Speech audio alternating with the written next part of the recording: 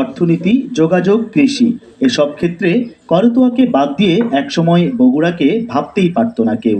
মাত্র ২ যুগের ব্যবধানে সেই করতোয়া নদীকে এখন বলা হয় মরা নদী।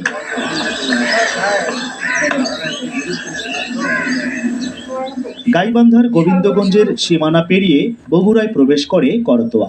নদীটিকে ঘিরে আছে নানা মত। সনাতন ধর্মাবলম্বীরা বিশ্বাস করেন দেবতার কর নিঃসৃত জল যে স্রোতধারার জন্ম দিয়েছে তাই করতোয়া।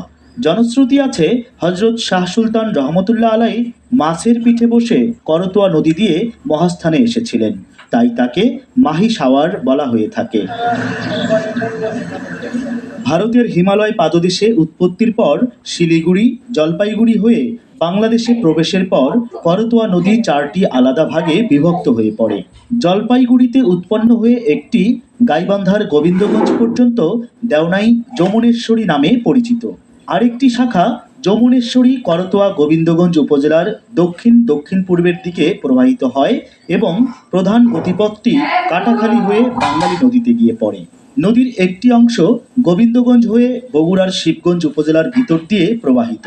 বগুড়ার দক্ষিণ দিক দিয়ে প্রবাহিত হয়ে বাঙালির সাথে মিশে ফুলজোর নদী নামে হুরসাগরে গিয়ে পড়ে করতোয়া। ২৫০০ বছর আগে ভারতীয় উপমহাদেশে পুণ্ড্রবর্ধন রাজ্যের রাজধানী ছিল বগুড়ার মহাস্থানগড়। মহাস্থানগড়ের সামন দিয়ে প্রবাহিত করতোয়ার বুকে ভাসত বণিকদের জাহাজ। প্রাচীন নগরের ধ্বংসাবশেষ মহাস্থানগড়ের জাহাজঘাটায় গেলে সহজেই অনুমান করা যায় করতোয়ার প্রাচীনত্ব আর বাণিজ্যিক গুরুত্ব। করতোয়া ১০০০ বছর আগে এমন একটা নদী, আমাদের বলতে গেলে প্রাচীনতম নদী, এবং এর মাহাত্ম্য কতটুকু, করতোয়া মাহাত্ম্য বলে একটা কথা আছে যেটা প্রভাসবাবু ইতিহাসে উল্লেখিত আছে, যে স্বয়ং মহাদেব যখন গন্ডুস ভরে পানি খাচ্ছিলেন সেই সময় হাত গলিয়ে যে পানিটুকু নিচে পড়ে সেটাই করতোয়া রূপে মানে সৃষ্টি হয়। এটা হচ্ছে হিন্দু পুরাণের কথা। এখন অনেকে প্রাচীনকালে বলা হতো যে এটা সবচেয়ে পবিত্রতম, এবং হিন্দুদের প্রাচীনতম তাদের সবচেয়ে যজ্ঞ ছিল, অশ্বমেধ যজ্ঞ ছিল তাদের সবচেয়ে বড় জিনিস। এই অশ্বমেধ যজ্ঞের থেকেও তারা পবিত্র মনে করতে এক গন্ডুস পানি পান করে। এইরকম একটা প্রাচীন নদী ১০০০ বছর আগে, এবং দেখেন তার তীরে কিন্তু গড়ে উঠেছে পুণ্ড্রবর্ধন, এবং পুণ্ড্রবর্ধন এমন একটা জায়গা যেটা সভ্যতার আদিপীঠ। আজকে যে করতোয়া সেটা নিয়ে চিন্তা করলে কিন্তু পুণ্ড্রবর্ধনের করতোয়ার মাহাত্ম্য বুঝতে পারবেন না।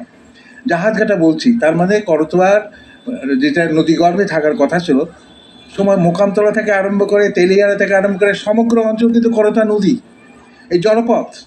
এবং এই জলপথে হিউয়েন সাং থেকে আরম্ভ করে প্রাচীনতম গৌতম বুদ্ধ থেকে আরম্ভ করে যারা এসেছিলেন তারা কিন্তু নদীপথে এসেছিলেন। এবং পুণ্ড্রবর্ধনের এই নদীপথের যাতে শত্রু না আসে সেই জন্য ভীমের জাঙ্গাল তৈরি করা হয়, প্রাচীর, এবং এই প্রাচীরের পরে পাহাড়ে যেত। তাহলে এই নদী কত বড় ছিল আপনি এখন বুঝতে পারেন। চপার প্রেসার কুকার দিয়ে আমি তো সবই রান্না করি। আইসি ব্যাংক নিয়ে এলো। করতোয়ার পাড়ে বেড়ে ওঠা মানুষের চোখে এখনো ভাসে করতোয়ার বুকে সওদাগরের সেই নৌকা। নারিকেল, সার, পাট, মাটির তৈজসপত্র সহ নানা পণ্য পরিবহনের সেই দৃশ্য।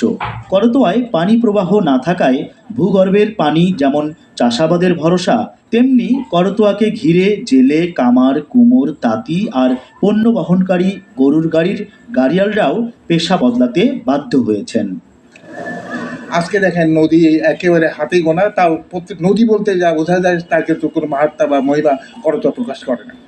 করতোয়ার আজকে যারা ধীবর ছিল, যাকে আমরা কৈবর্ত বলি, জেলে, এই জেলেদের মাছ প্রচুর পরিমাণে এই অঞ্চলে মাছ পাওয়া যেত, এবং এখানে একটা কৈবর্ত শ্রেণী গড়ে উঠছিল। এবং কৈবর্ত শ্রেণী খালি গড়ে ওঠেনি, এই কৈবর্তরা একসময় পুণ্ড্রবর্ধনের সিংহাসন ওই যারা দাক্ষিণাত্য থেকে এসেছিল তাদের থেকে দখল করে, এবং পালরাজাদের আগে পালরাজাদের কাছ থেকে ভীম থেকে আরম্ভ করে এরা সেই সময় এই দখল করে ফেলে এই, এবং ১০ বছর এখানে শাসনভার পরিচালনা করে। এইরকম একটা মহিমা। তারপরে সেই যে পুণ্ড্র আদিবাসী, সেই কৈবর্ত আস্তে আস্তে আস্তে বিলীন হয়ে যায়। এখন তারা পরবর্তীকালে একটা পেশা থেকে অন্য পেশায় যেতে মানুষের কষ্টের কথা আপনি চিন্তা করেন। এক পেশা হচ্ছে জেলে, তারা যদি হঠাৎ করে পেশার পরিবর্তন করে তাই টিকে থাকা মুশকিল। আগে তো এত যানবাহন ছিল না, এত গাড়ি ঘোড়া ছিল না, ঘোড়া গাড়ি, গরু গাড়ি, টমটম, আর হচ্ছে আপনার এই যে নদী নৌকা নিয়ে আসে। খুলনা, কুষ্টিয়া এদিক থেকে বড় বড় ডিঙ্গি নৌকা আসতো এবং গুণ তোলা পাল তুলে দিত এই দিক থেকে। এই যে আপনি আমার পিছনে লক্ষ্য করবেন ভ্যাকেট লাইনগুলি, এগুলিতে গুণ টানে নিয়ে যেত, আমরা নিজে দেখেছি। আর বড় বড় নৌকা এখানে আসা ভিড়ত, এখান থেকে সারাগান্ধি আপনার জামালপুরে পণ্য যেত, রাত বিরাতে মারলে এখানে সবাই অপেক্ষা করত। এই যে চোখের সামনে দেখা, এখন এই জিনিসটা আস্তে আস্তে হারিয়ে যাচ্ছে।